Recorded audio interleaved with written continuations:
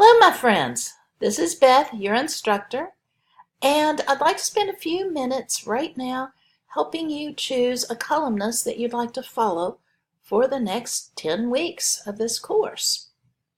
Now, I've been teaching this course for a long time using the New York Times. I think the way to learn writing is to examine very closely the work of established writers, to see what we like, what we don't like, what we can follow, what we want to discard.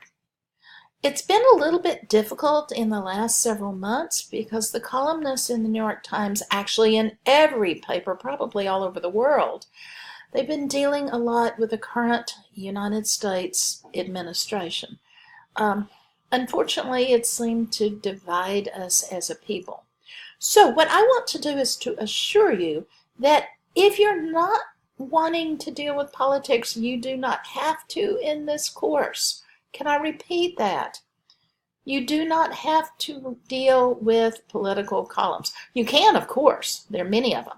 But I want to show you right now, you're seeing right now the front page of the New York Times on Happy New Year, January 1st. What we're going to do is we're going to go up to the menu and check on opinion. Then we're going to go to Columnist. I've already explained to you how to do this. And I want to look to see, there are some that you can see in particular. I'm just going to pick 3 at random to show you that David Brooks, for instance, I like his logic. Very conservative, very Republican, anti-Trump, but still very, very Republican. And he's talking about these essays. He's talking about the market, the welfare state, the killing of the Weekly Standard. That was a very political paper that is no longer. He talks about the economy. Those of you majoring in business might like that. He talks about child raising, all sorts of things, and the classicist wars. You might be interested in that. Also, as you're going down through your columnist work, you might want to look at the Show More, because the Show More talks about lots of other things. Apparently, he's dealing a lot with the economy this year. The new Cold War, being an American nationalist, and these things. Let's go back. Let's choose another one, another columnist to look at. Columnist. Let's try Dothant. Ross Dothant. Did I get him? No, I didn't. Okay, let's do him again. Sorry. Right here, he talks about religion here. He talks about religion very much, and the class wars again. Of course, you can see a lot about Trump, but he talks a lot about religion. I advise you to see more. And then let's look at, excuse me.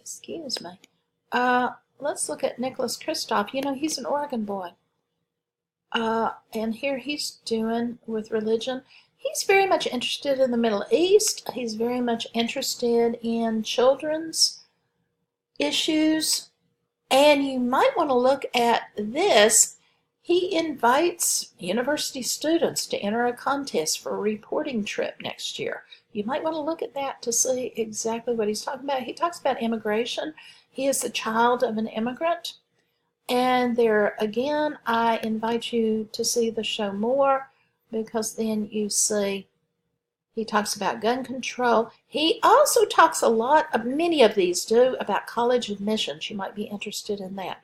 So if you're interested in anything beyond politics, I guess it's all political, gun control, social media, education, healthcare, any of those issues, you can find them very definitely. Talk to me if you're having trouble finding an author that you feel comfortable with. So what I am asking here is that, excuse me, where am I going?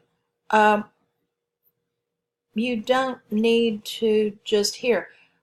Today, New Year's Day, the op-ed columnist, there are only 1, 2, 3, 4, 5 columns.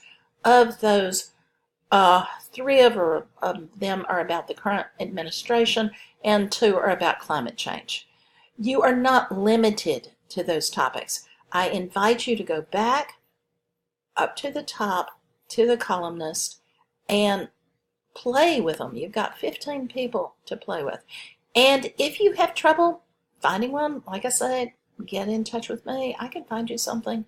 Whatever topic you're interested in, I can find something for you, I promise you. So let me know. Talk to you later.